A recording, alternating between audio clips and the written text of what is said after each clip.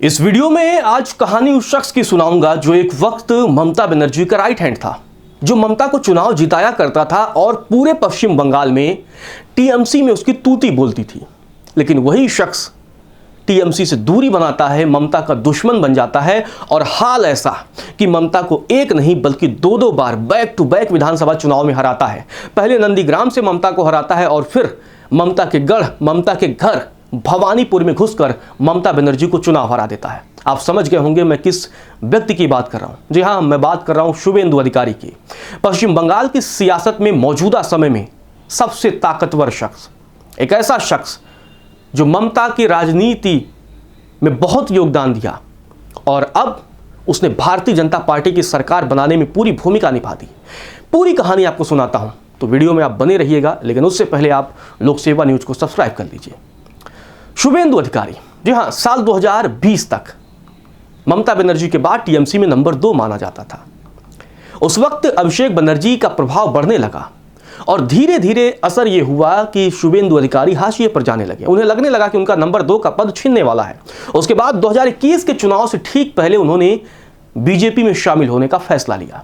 BJP में शामिल होने के करीब 4 महीने के भीतर विधानसभा चुनाव होते हैं और शुभेंदु अधिकारी को बीजेपी ने बड़ी जिम्मेदारी दी। गृह मंत्री अमित शाह ने बड़ी जिम्मेदारी दी और नतीजा देखिए, जो बीजेपी 2016 में 3 सीटों पर थी, उसे शुभेंदु अधिकारी के राजनीतिक प्रभाव और रणनीति बीजेपी के सपोर्ट से 77 पहुंचा दिया महज 4 महीने के अंदर। हालांकि पार्टी के केंद्रीय नेताओं ने तब यह नारा दिया था कि अब की बार 200 पार। वो सपना उस वक्त तो पूरा नहीं हो पाया था, लेकिन पार्टी को उस वक्त 377 पहुंचा दिया और 2026 में वो 200 पार का नारा भी सच कर दिखाया। उस वक्त बीजेपी का 3 से 77 पहुंचना भी किसी बड़ी उपलब्धि से कम नहीं थी। बीजेपी उभर रही थी, क्योंकि कहां 10 साल पहले, कहां 2016 में महज 3 सीटें। लेकिन शुभेंदु अधिकारी ने पश्चिम बंगाल में जमीन पर उतरकर बीजेपी के लिए एक सियासी जमीन तैयार करने में बहुत अहम भूमिका निभाई। 2021 में चुनाव जीतने के बाद उन्हें विधानसभा में नेता प्रतिपक्ष बनाया गया और उसके बाद उन्होंने ममता सरकार के खिलाफ जो मुहिम छेड़ी, उसका नतीजा आपके सामने है। और 5 सालों के दरमियान लगातार वो सरकार पर हमला करते रहे, टीएमसी के गढ़ माने जाने वाले इलाकों में भी लगातार आंदोलन करते रहे और भाजपा की जमीन को लगातार मजबूत करते रहे। वो टकराते रहे, वो ममता की ताकतवर सरकार से भी पंगा लेते रहे। विधायक रहे, 2 बार सांसद और फिर नंदीग्राम सीट से पिछला विधानसभा चुनाव जीतने वाले और इस बार भवानीपुर से जीतने वाले ममता बनर्जी सरकार में जब दूसरा कार्यकाल था तो उस वक्त वो परिवहन मंत्री बने थे। जी हाँ, दूसरे कार्यकाल में वो परिवहन मंत्री बने थे और दिसंबर 2020 से पहले पश्चिम बंगाल के बाहर शायद ही उन्हें कोई जानता हो, क्योंकि उस वक्त सिर्फ पश्चिम बंगाल में उनका नाम था। लेकिन उसी महीने जब वो बीजेपी का दामन थामते हैं और उसके बाद नंदीग्राम सीट पर जब ममता बनर्जी को चुनाव हरा देते हैं, तो उनकी गिनती बीजेपी के शीर्ष नेताओं में होने लगती है। अमित शाह उनको अपना बेहद ही करीबी मानने लगते हैं और नतीजा, उसका इंपैक्ट आप देखिए कि जब 2026 का विधानसभा चुनाव हो रहा था तो अमित शाह ने एक मंच पर कहा था कि शुभेंदु अधिकारी नंदीग्राम से ही लड़ना चाहते थे, लेकिन मैंने उन्हें कहा जाओ भवानीपुर से भी लड़ो, नंदीग्राम से भी लड़ो और भवानीपुर घर में घुसकर ममता को हरा दो। और शुभेंदु ने वो कर दिखाया। हालांकि कई बार शुभेंदु अधिकारी के कार्यशैली पर लोग सवाल उठाते हैं, पार्टी में भी सवाल उठते हैं कि वो बाहरी हैं, लेकिन बाहरी होने के बाद उन्होंने पार्टी को मजबूती देने का काम किया है।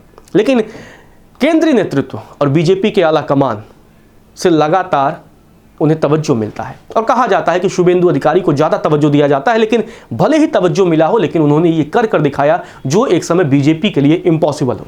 लेकिन यह भी कहा जाता है कि कामयाबी अपने पीछे तमाम अवगुणों को भी छिपा लेती है। ये बात बिल्कुल सच है। बीते 5 सालों के दौरान केंद्रीय नेतृत्व ने लगातार उन्हें तवज्जो दी और बंगाल में जो भी पार्टी से नीतिगत फैसले होते थे उसमें उनकी राय अहम रही।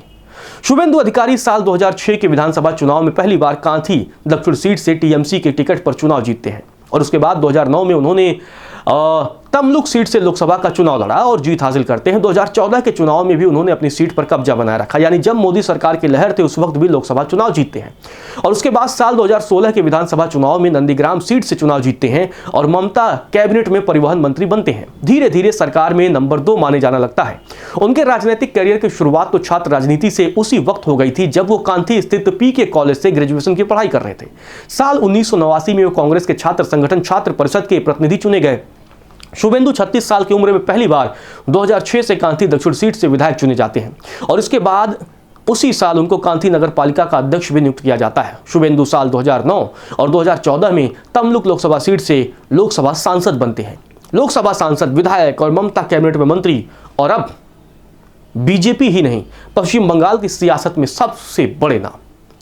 लेकिन 2016 में जब ममता ने उन्हें नंदीग्राम सीट से मैदान में उतारा था और आसानी से जीत जाते हैं, शुभेंदु का राजनीतिक करियर भले ही 1990 के दशक में शुरू हुआ हो, लेकिन साल 2007 में नंदीग्राम के अधिग्रहण विरोधी आंदोलन में कद्दावर नेता के तौर पर उनकी पहचान स्थापित होती है। लो प्रोफाइल रहते हैं और सांसद के तौर पर भी जो उन्होंने भूमिका निभाई, लोगों को लगा ये वो व्यक्ति है जो कनेक्ट करता है और उन्हें ये माना जाता है कि संगठन कौशल में बहुत माहिर है। और यही वजह है कि टीएमसी में जब उभार उनका होने लगा तो टीएमसी के साथ साथ वो विकल्प भी बनने लगे। पूर्वी मेदिनीपुर जिले के अधिकारी परिवार को उनका गढ़ माना जाता है। शुभेंदु के पिता और भाई भी टीएमसी के टिकट पर लोकसभा और विधानसभा चुनाव जीतते रहे हैं। राजनीतिक जानकारों का कहना है कि टीएमसी को सत्ता तक पहुंचाने में जिस नंदीग्राम आंदोलन में अहम भूमिका उन्होंने निभाई थी, उसके वास्तुकार शुभेंदु अधिकारी माने जाते हैं। साल 2007 में कांती दक्षिण सीट से विधायक होने के नाते तत्कालीन वाम मोर्चा सरकार के खिलाफ भूमि उच्छेद प्रतिरोध कमेटी के बैनर तले उन्होंने स्थानीय लोगों को एकजुट किया और उसके बाद नंदीग्राम में प्रस्तावित केमिकल हब के लिए जमीन अधिग्रहण के खिलाफ आंदोलन की भी सुगबुगाहट शुरू कर दी। उस दौर में इलाके में हल्दिया के सीपीएम नेता लक्ष्मण सेठ की तूती बोला करती थी और उस समय वाम दलों से टकराने में किसी की हिम्मत नहीं थी, लेकिन ये शुभेंदु अधिकारी ही थे जिनकी वजह से इलाके में सबसे ताकतवर नेता रहे सेठ को भी हार का सामना करना पड़ा। हराने वाले शुभेंदु अधिकारी जंगल महल के नाम से कुख्यात रहे पश्चिमी मेदिनीपुर, पुरुलिया और बांकुड़ा जिलों में टीएमसी का मजबूत आधार बनाने में भी शुभेंदु अधिकारी का हाथ था और अब उनकी वजह से ही बीजेपी ने उन इलाकों में अब तक का सबसे बेहतर भी प्रदर्शन कर दिया है। उन इलाकों में जहां बीजेपी को जीतना असंभव लगता था, उन इलाकों में भी शुभेंदु अधिकारी ने जिताया है और शुभेंदु अधिकारी बीजेपी ही नहीं, पश्चिम बंगाल की सियासत में कद्दावर नेता के तौर पर उभर चुके हैं।